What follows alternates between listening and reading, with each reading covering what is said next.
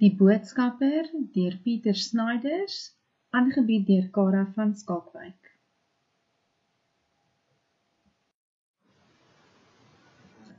Wanneer ons kyk na die uiterlike bou van 'n gedig, is dit belangrik om te weet dit is wat ons sien. So when I ask about the uiterlike bou, I want to know what do you see through looking at the poem. So we know that the title is Die Boodskapper. And when we look at the poem, you should see that daar 4 strofes is, 4 stanzas. And then even more matrix, you should be able to recognize the types of stanzas.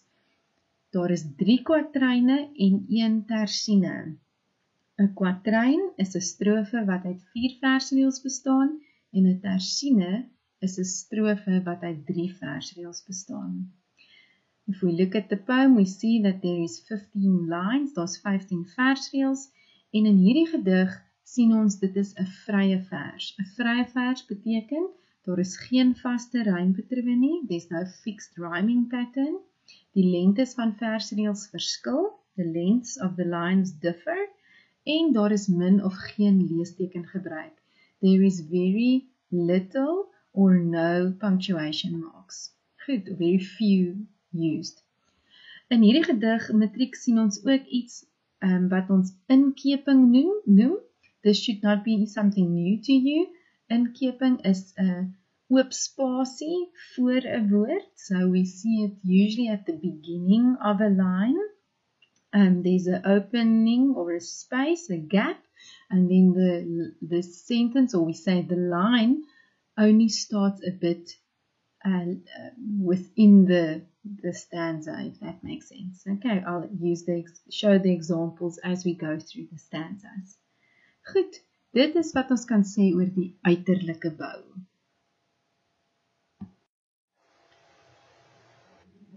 As ons kyk na die taalgebruik in hierdie gedig, dan sien ons, daar word gebruik gemaak van Kaapse Afrikaans. Nou, Kaapse Afrikaans, weet julle matrieks, is 'n variant van Afrikaans. Ons sien veral dat die o-klank dikwels as 'n oe uitgespreek raak, so word as so uitgespreek, of knipoog as knipoog. En ons almal is bekend met jy wat as jy uitgespreek raak. And something that we also talk about in Afrikaans, it's not written on the slide, but it's called assimilasie. Nou, assimilasie is as jy byvoorbeeld sê, is nie, spreek jy uit as isie. Is nie man of isie man. So assimilasie also forms quite a big part of Kaapse Afrikaans. So it's a way of speaking, and we see that the person speaking in our poem also makes use of Kaapse Afrikaans. Strofe 1. Die aandster fonkel so speels vanaand, was daar 'n knipoog van jou na my. Wanneer ons dit lees matrieks, vra ons vir onsself die vraag, who is this person speaking in the poem? And immediately we are trying to create a context. Okay? So I want you to imagine a young man who is looking up at the stars en hy sien die helder aandster skitter. Goed, hy kyk op na die hemelruim en hy sê die volgende, hy sê, die aandster fonkel so speels vanaand. And then he almost interrupts himself and he says, was daar 'n knipoog van jou na my? So the setting for me immediately is the person speaking in our poem is 'n man wat moontlik verlief is. So en hy vra 'n retoriese vraag, 'n rhetorical question. En hy vra dit 10-1 vir sy geliefde. 'n Geliefde is your loved one. En hy vra amper, het jy nou net vir my geknip oog? Okay? But she's not literally there. He is looking up at the sky and he sees the bright star, die aandster. And it's almost like this star is speaking to him. It's like the star is like giving him a message. And as he is looking at the star, he almost wants to pinch himself because he looks at the star and he saw movement, and he connects it with a wink, and he is asking, wow, was that just that a wink from you to me? So as ons kyk na die woorde, sien ons die aandster is also known as the evening star. In die aandster is ook beter bekend as die planeet Venus. Okay, so Venus is one of our planets, but it is also a very bright planet that we can see almost every night. It can be assumed that it is a star. Obviously, it is. We don't have to get technical about the astrology, but it is a massive star. It's a planet, but it is also known as the aandster.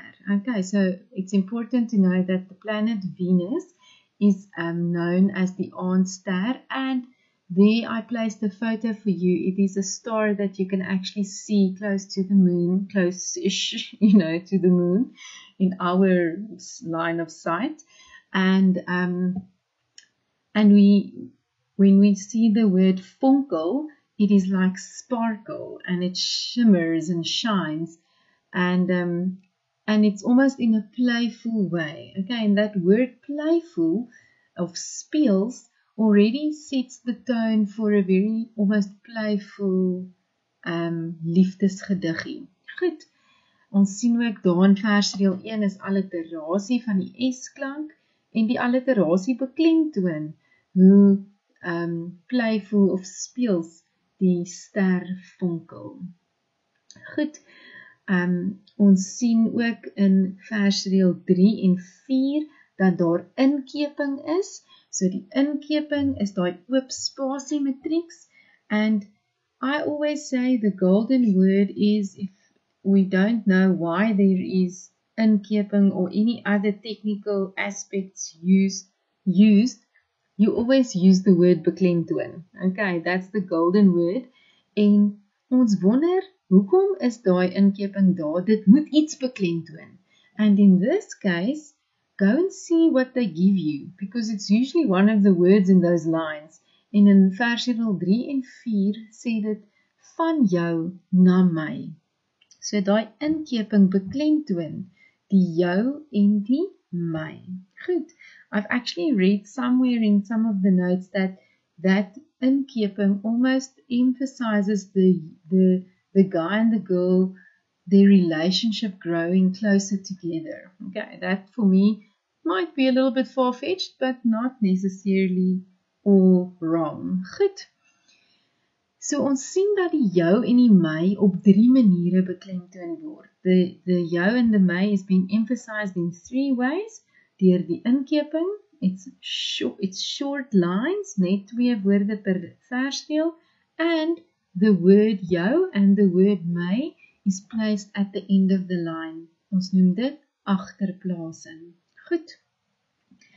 Matrieks, I know this is lots of information. If you have to, you can pause and just write a few things down and then listen further.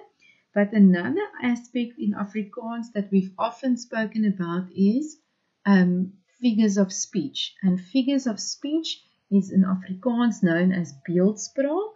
And we get the 3 main types of beeldspraak: 'n vergelyking, 'n metafoor en personifikasie. And in line 1 and 2, we see an example of personifikasie. Okay? Die aandster wat fonkel en knipoog. Okay?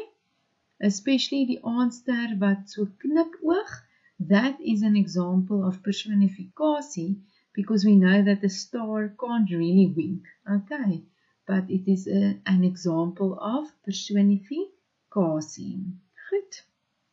We also know that knipoog can be seen as a way of showing affection. Okay? And this is where we are wondering, so to whom is this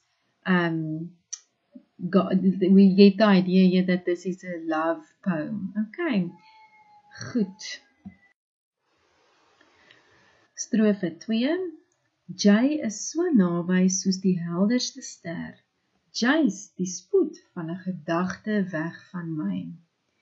Hier praat die spreker met sy geliefde. So die geliefde in strofe 1 wat hy gewonder het of sy vir hom knipoog, hier praat hy steeds teenoor haar en hy sê, jy is so naby soos die helderste ster. You are so as close as the brightest star. Okay? Jy's die spoed van 'n gedagte weg van my. You are the speed of a thought away from me. Okay, and if we look there, if we see line 5 and 6, it says, jy is so naby soos die helderste ster. That is a simile, right? Is 'n vergelyking. But it's actually very ironic, nee, dis 'n ironiese vergelyking, because to say that jy is so naby soos die helderste ster, yes, if you look up in the sky, you can see the brightest star, which is also another name for the planet Venus. But yes, you can see the star, but in reality it is, very, very far. Okay, so that's just a bit of irony there. The brightest star of die helderste ster is nog 'n naam vir die planeet Venus.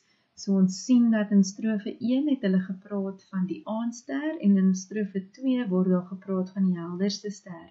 So those two words actually binds stanza 1 and 2 together because they have a connection. Okay, so both of those words, die aandster en die helderste ster, refers to Venus.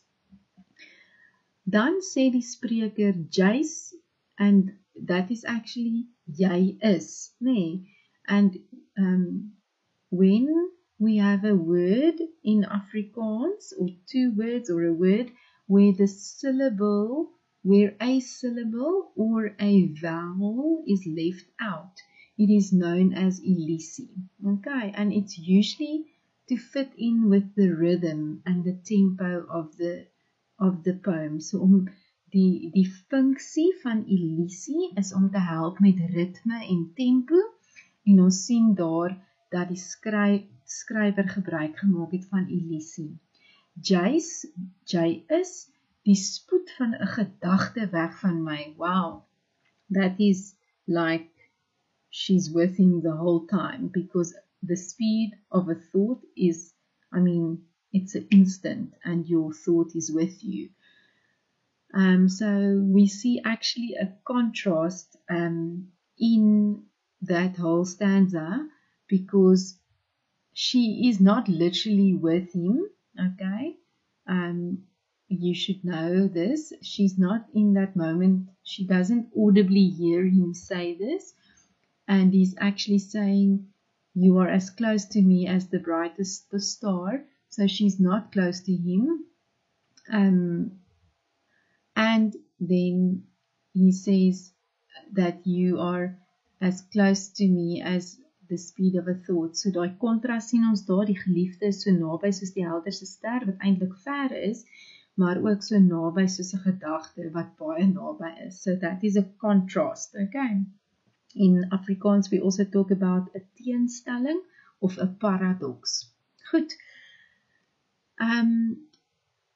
Ek sien ook, ek het daar net 'n nota gemaak, Matrix, dat die spreker dink die heeltyd aan sy geliefde. Okay, it's important there to realize that, he is really thinking a lot about her, especially when he says, jy is die spoed van 'n gedagte weg van my. Again, the idea of a liefdesgediggie, and we see again the planet Venus showing up in this stanza. Goed. Strofe 3. Ek los 'n boodskap by Venus vir jou. As jy uit jou aandklas kom, stiek uit jou hand, haal dit af. I'm leaving a message by Venus, at Venus for you. As jy uit jou aandklas, when you get out of your evening class, stick uit jou hand, put out your hand and take it off. Okay. So we read in line 9 that he is leaving a message by Venus for her. Okay, he wants to leave her a message. Now it's appropriate that when we read in stanza 1, he was looking up at the sky and he saw the aandster that was sparkling. And we already got the idea there that this evening star reminds him of his loved one. And then in stanza 2, we read that not just does the evening star remind him of his loved one, but also she is as close to him as the brightest star. Okay, it feels to him that she is as close to him as the brightest star. So it is now just appropriate that he is saying dat hy gaan 'n boodskap by Venus vir haar los. So meaning that when she looks up into the sky, whenever or wherever she is, when she looks up at the sky and she sees the aandster or the brightest star or then Venus, which is all the same thing, when she sees it, she should know that there's a message for her with Venus. Okay? En wanneer gaan sy hierdie boodskap sien? As jy uit jou aandklas kom. So we get the idea that she's possibly a student or someone who goes to evening classes. She maybe works during the day but then studies at nighttime. So it's applicable that when she comes out of her evening class when it's dark, she will be able to see the stars.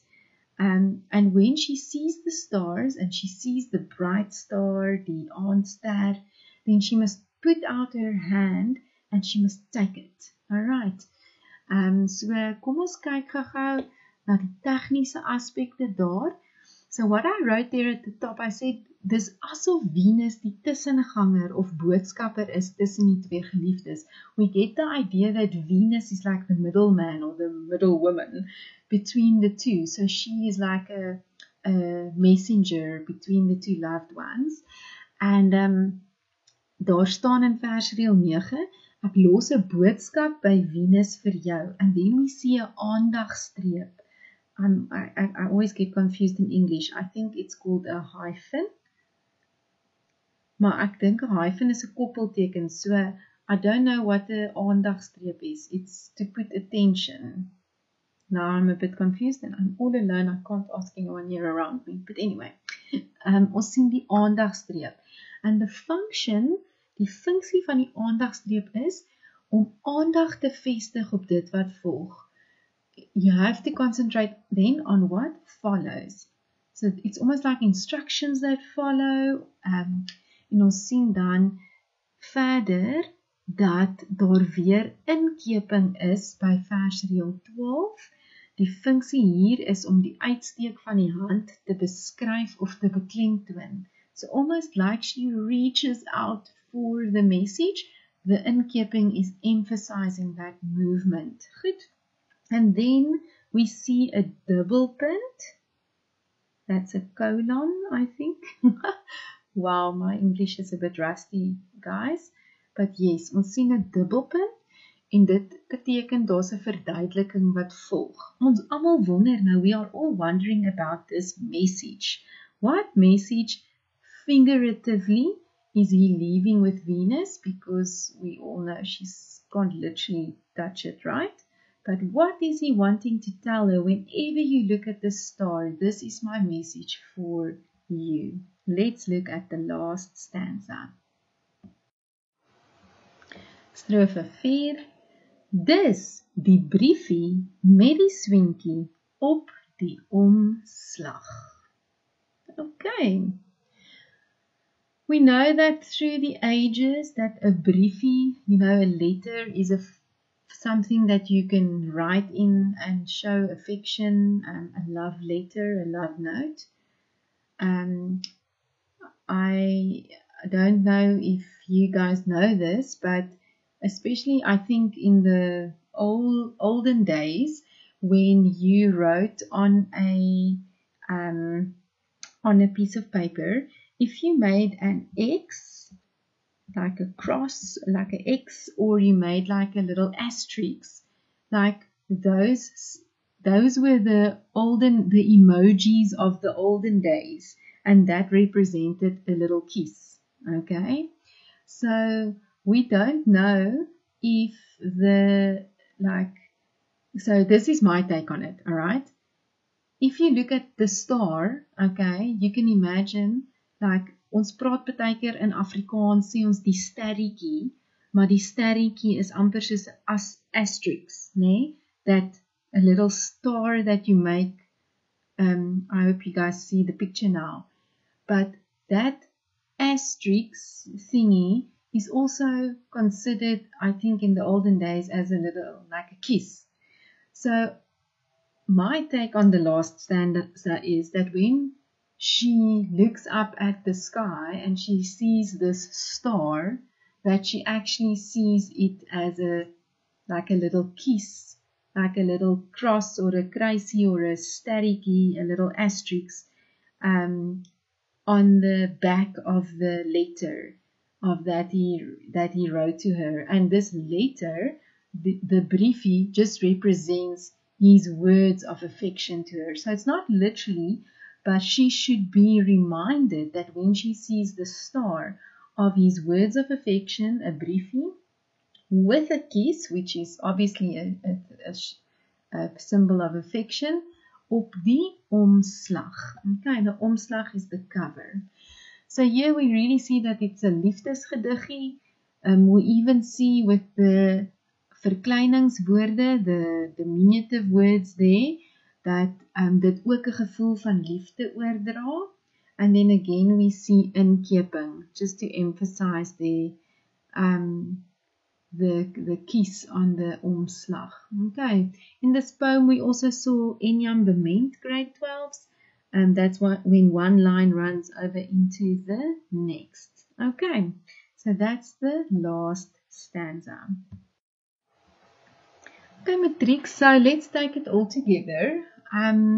When we look at the title, Die Boodskapper, we have to now ask ourselves, after looking at the content of the poem, why is this poem called Die Boodskapper?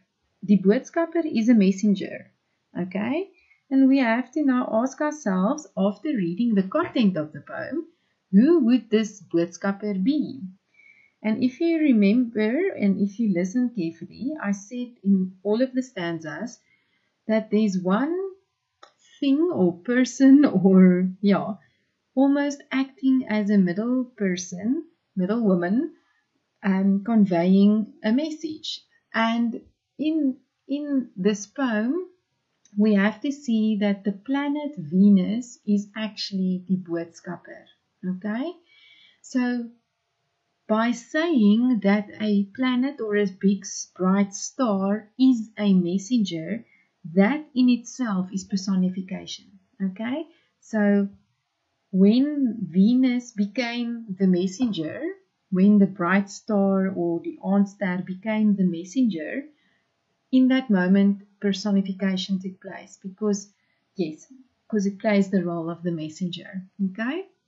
So wie is die boodskapper waarna verwys word in hierdie titel? Dit is die planeet Venus. Every time the guy or the girl looks up and they see the planet Venus or the bright star Venus, they are reminded of their affection and love for each other. Okay? Venus is ook bekend as die aandster of die helderste ster. En die woorde word beklemtoon wie die boodskapper van die liefde moet wees.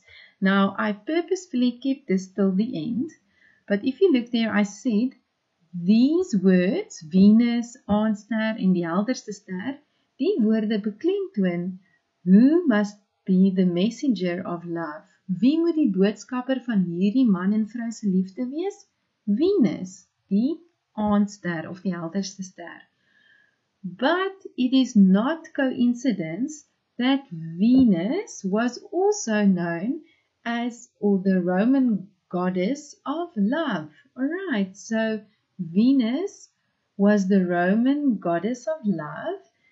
So the fact that the bright star is, and their messenger is Venus the star, it is also very appropriate that Venus, and I think I read somewhere that it is considered a safe place for, and a safe thing for, to be their messenger, because Venus was also the Roman goddess of love. Okay, I hope that makes sense. Ek dink dis nogals oulik. Goed, die kerngedagte dan van hierdie boodskap is die liefde vir die jou. Okay, so the core message which the messenger, die boodskapper, which the messenger have to convey is actually the love that the person speaking in our poem, die spreker, has for his loved one, sy geliefde.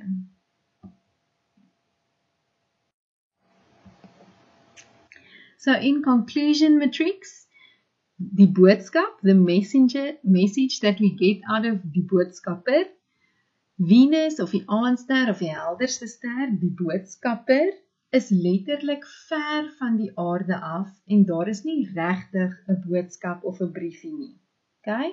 Maar wanneer die geliefde die ster sien fonkel of skitter, moet sy weet dat die boodskap wat die ster uitbeeld of verteenwoordig, is dat die spreker elke oomblik aan haar dink en lief is vir haar. Isn't that beautiful? Okay? So the message, the actual message that Venus or the evening star, or the brightest star, we all now know it's the messenger, die boodskapper. The message that Venus is conveying is not literal, okay? Because letterlik, the messenger is too far from Earth, and there's not really a physical message or letter. But when the loved one, the woman, looks up and she sees the star shining and sparkling, she must know that the message that this star represents is that the person speaking in the poem, the guy, thinks of her every moment and he loves her a lot. Okay. You know what the special thing is about stars, darlings? This is just some food for thought. It does not matter where you are on Earth, okay? Yes, time zones play a role, because whether it's night or day, it's going to play a role. But I can see the evening star if I'm on an island in Southeast Asia and my loved one who's maybe in Africa or in America, wherever, can also see that same star. Okay, so the stars, it's special that can be a reminder of love, because wherever you are positioned on Earth, you should be able to see the stars. Goed. Die tema van hierdie gedig is liefde, en die stemming or the tone or atmosphere of this poem is playful of 'n speelse gedig. Okay. Dankie matrieks, dankie vir julle aandag, ons waardeer dit.